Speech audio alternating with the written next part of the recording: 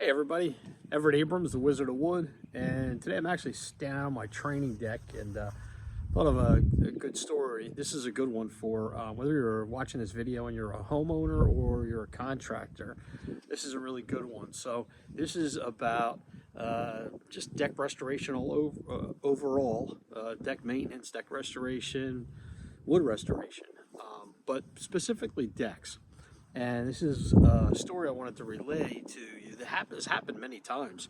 There is a perceived notion that deck restoration, deck cleaning, deck staining is fairly easy. So there's a lot of people that don't perceive a value to it. There's other people that do. And usually what happens, if somebody does it one time, they're like, I'm not going to do that again, in most cases. And then also, there's also the results of doing it once where it's not as good as somebody who does it all the time. They understand things like how to stain, how not to leave lap marks, how not to leave brush marks, how to actually clean it and restore it. Actually, cleaning is the wrong thing. Cleaning is when we maintain it. We just clean it to restain it.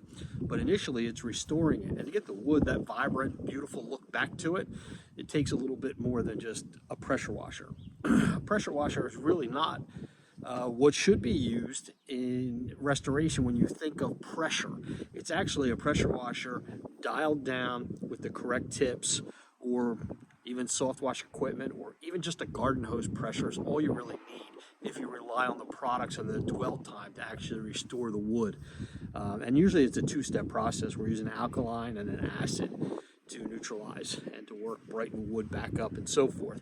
So anyway, you can see all that in the other videos. What I want to relay in this video is don't be upset if you're a contractor and you go out and you go to a homeowner's deck and you do an estimate. You think, wow, this is going to be great. Sometimes it is, sometimes it isn't. And then you either never hear from them, they don't return your phone call. They say, well, we're going to do it. It seems the price is high. And a lot of people will say the price is high without even a perceived notion or value, because they don't have a perceived value. But their perceived value is it's not what you may have estimated. So they will do it once, and then they say, wow, this didn't come out like it should have. I probably should have hired them. Wow, this is a lot of work, and so forth. I'll tell you a true story of where this video came from is we did an estimate a couple of years ago for a customer. Actually, it wasn't even a couple of years ago. It was the very end of 2022, so they did it last year in 2023. And the price of the deck to clean, restore, stain was $2,300 and some dollars. Okay, our minimum job at that time was $2,000. It's actually $2,400 now. That's just 2 separate days. Because it just takes that much. I mean, the labor, if you're taking care of your people, workman's comp and insurance and so forth, it's going to cost, could cost $500-600 a day in labor, let alone your supplies, materials, and so forth. So it's not cheap to do the work if you're a company doing the work, and some people just don't perceive that value until they do it once. And then when they do it, they say, wow, this didn't come out right. I used a solid I shouldn't have. I have lap marks. I listened to the person at Home Depot, at Lowe's, at the paint store. They gave me the wrong information.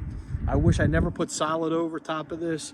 How do you get the solid off? What can you do moving forward? So many things can go wrong, and that's what happened in the situation I'm thinking of, where the customer did not have that value at $2,300. Then they worked on it themselves, and they realized they put in over 44 hours, what was relayed to me, 44 hours, it was probably more, of prepping the deck and then staining the deck.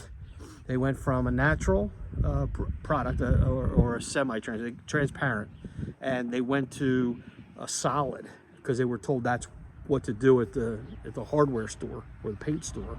And what happens is they have a deck that's 20-some plus years old, and if you have an older deck and it's checked up and has a lot of cracks in it, and you put something solid on a piece of wood where there's cracks and it's expanding and contracting, it's going to pop the solid. 2 weeks later, it's coming off.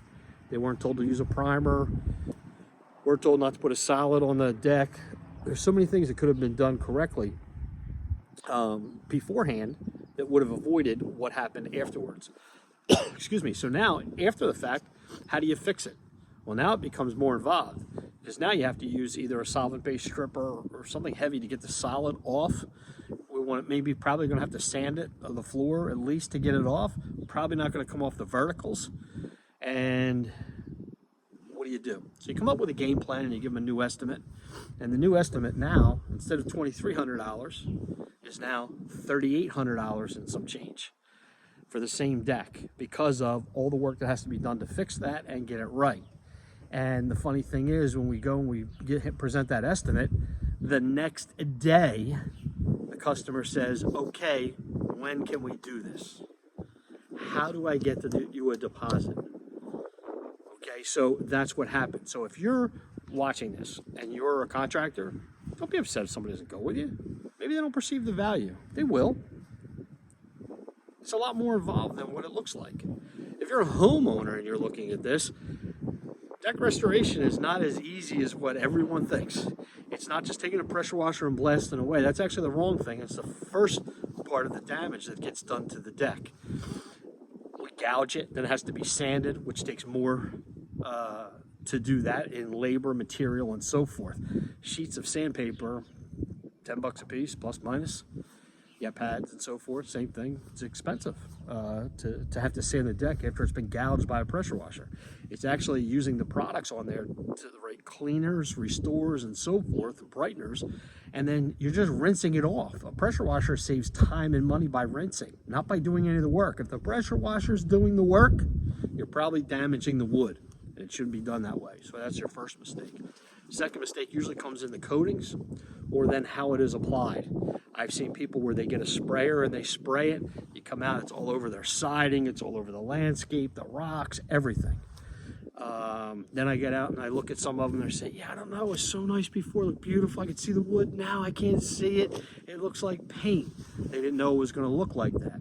I get people who do not get the samples. They go off of a paper chart on the solid colors and they say, well, that's what it's going to look like. And then they put it on the wood and then, I didn't like that. I got to get this off. Making a choice of a solid stain is usually more permanent than anything. It's very difficult to remove stain. Also, solid stains are meant to last longer. So let's just say it was going to last 5 years. I don't know, depends on the product and so forth. Everybody has different spans, guarantees, and so forth for the coatings. It means it's not meant to come off right away. So there's a lot of work in stripping that off. So my point is, again, if you're a DIYer, it's a lot more involved than it or homeowner. It's a lot more involved than it looks like. There's much, it's a little, the expertise is definitely different. It's not like you're going out and just pressure washing your car, your house, or anything like that. Matter of fact, even that, a lot of people have gone to soft washing techniques, which is more about the products and the chemicals and so forth, and less about pressure.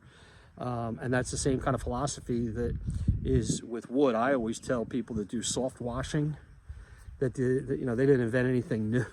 The wood guys from years ago, we were the ones that invented soft washing because we were using low pressure to rinse off the wood and letting the products do the work. Same philosophy as soft washing.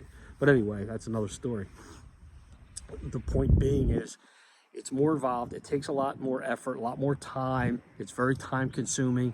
If you're constantly staying, let's say you're staying in the deck and you're going to answer the phone and grab the kids and you got to run some to go get milk at the store, whatever it is, and you're getting distracted, that means things are drying.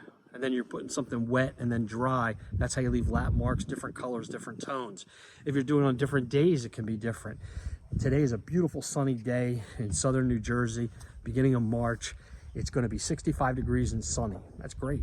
Now tomorrow, if it's 55 degrees and cloudy, I can't expect the colors to be the same because they're going to dry at a different rate. There's going to be a little bit of slight difference. If it's on a vertical surface, don't notice so much. But if it's on the floor and you're doing different boards, it's definitely going to notice the areas where you stopped and where you started in the different day parts as well. There is so much more involved, and I hope you're getting that from this video. There's a lot more involved in it. That doesn't mean that you don't try it once, because everybody's going to try it once. You may find out that it's something you like to do and you have good results. It doesn't always happen that way. So that's the reason for the video. Don't get upset when somebody doesn't go with you. Don't get upset if you're doing the deck and it doesn't turn out right, because it can always be fixed. But But these are the things that happen. And if somebody doesn't and they didn't like, and you were professional the first time you did the estimate and you presented yourself well, you didn't get upset, you just said, hey, in the future, if you're interested, just give us a call back. They end up calling you back. And it happens very, very often. And they're the people that end up being very loyal customers from there on. It just works out that way. Okay, they become very, very loyal. And you don't have to worry about selling them. Just keep up the maintenance and the good work. I'm Everett Abrams, the Wizard of Wood. I hope you've enjoyed this video. I hope it's been helpful to you. If it has, please like it and subscribe to the channel. Have a great day.